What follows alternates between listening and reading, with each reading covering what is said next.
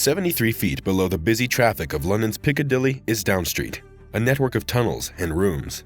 It was originally open to the public, then it became top secret, and then it became open to the public again. While most people have probably never even heard of Down Street, it played a big role in some of the most influential moments in World War II. This long-abandoned hideout was once where England coordinated campaigns like the D-Day landings and the Dunkirk evacuation. Some of the most important conversations of World War II happened here. Prime Minister Winston Churchill hid in these underground rooms when the Blitz was at its peak. The Blitz, which was what the English called the German bombing campaign of 1940, has famously been called Britain's darkest hour. Unbeknownst to anyone outside his inner circle, Churchill spent some of the most crucial moments of the war inside Down Street. He and a staff of 40 other people practically lived down there, leading the war effort from this undisclosed location. The less people who knew, the better. There was always the possibility that the Nazis could somehow find out, or that someone was a spy. The whole point of Down Street was that it was a secret location that couldn't be targeted by bombs, so keeping the place under wraps was hugely important. Hardly anyone in the British military even knew the place existed. The Blitz, a term that came from Blitzkrieg, was highly destructive. More than 40,000 civilians were killed by Nazi bombing during the Blitz. Almost half of those deaths were from London alone, where over 1 million houses were either damaged or totally destroyed. The Nazi Air Force didn't exactly get away from this scot-free, however. Over 3,000 aircrew were killed by British defenses, and over 2,000 planes either crashed or were shot down. The Blitz was a blow to London, but it was also the first nail in the coffin for the Luftwaffe. All of this bombing ultimately failed to demoralize the British and force them to surrender, thanks in part to shelters like Down Street. In fact, while the Blitz did enormous damage, it never seriously got in the way of the British war economy. It forced the British to change how they made certain things like aircraft parts, but cities that got bombed usually managed to recover in just 10 to 15 days. Historians look back on the Blitz as one of Hitler's many major tactical mistakes. It was a huge waste of resources for the Nazis, and they failed to achieve any of their real objectives. The British couldn't be terrorized into surrendering like Hitler had hoped. The famous slogan, "Keep calm and carry on," comes from this grim period of British history. But before Down Street was a secret government bunker, Churchill's future hideout was nothing out of the ordinary. It opened in 1907 and was a boring, everyday train station that was part of the London Underground. By 1932, like many other stations, it had already closed due to the consolidation of the tube, making it a good candidate to get turned into a command center. Down Street had never been used by too many commuters due to its inconvenient and deep location. It happened to be deeper underground than your average train station, which was less convenient for commuters, but meant it would provide better protection against the bombs that the Nazis were raining down on the city. All of the things that made it a less than ideal train station made it perfect for wartime security. When war was officially declared in 1939, Down Street got converted into the new headquarters for the Railway Executive Committee in just a few days. Everybody knows about some construction project in their town that's years behind schedule. Well, when there's a world war on, the government can work just a little bit faster than usual. Britain had already been secretly preparing to create more underground shelter. They had been bombed in World War I as well, and they hadn't forgotten the devastating effects. The platform faces were bricked up, and the enclosed platform areas and circulation passages were converted into offices, meeting rooms, and dormitories. The London Passenger Transport Board did the engineering and structural work. A 2-person elevator was installed. They also had to add telephones, bathrooms, and everything else someone would need to live underground while carrying out a critically important office job.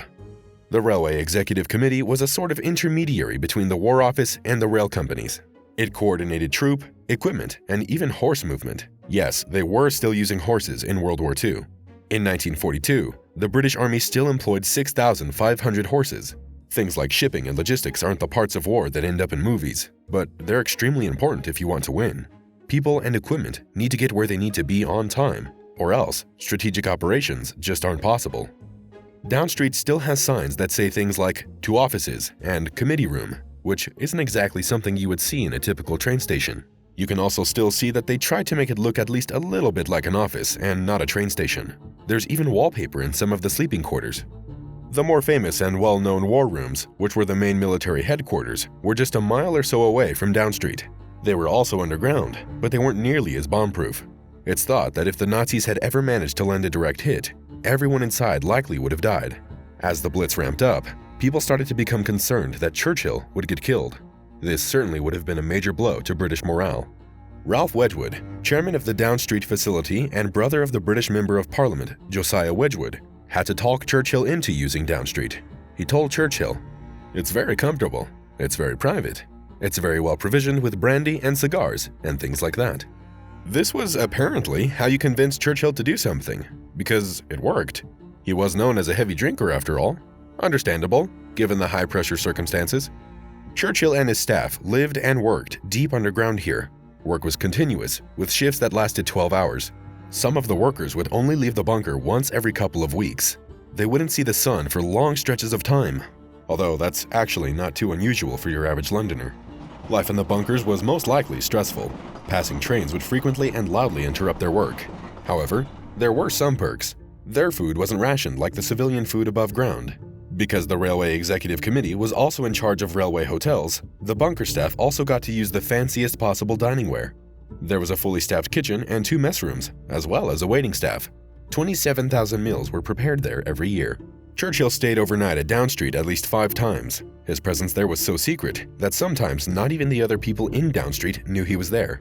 While he stayed there, he would sleep on an ordinary camp bed, but there were other perks to make up for the sleeping arrangements. The kitchen would supply Churchill with caviar, champagne, and of course, brandy and cigars. Despite these rather luxurious bonuses, Churchill referred to Down Street simply as the barn. Evidently, he wasn't too impressed with the place. Down Street wasn't the only unused train station that got turned into a bomb shelter. Aldwich is the most famous and was used by ordinary Londoners during the Blitz. It hid not just people from bombs, but cultural artifacts as well. The tunnels that run between Aldwich and Holborn were used to store some items from the British Museum, including the Elgin marbles. The Elgin marbles are not in fact marbles, but a collection of classical Greek statues made out of marble. They're from the 5th century BC, so the museum staff thought it would be a shame if they survived so long, only to get destroyed by the Nazis. Aldwich has also been used as a location for many British movies and TV shows, including Sherlock, Darkest Hour, and V for Vendetta.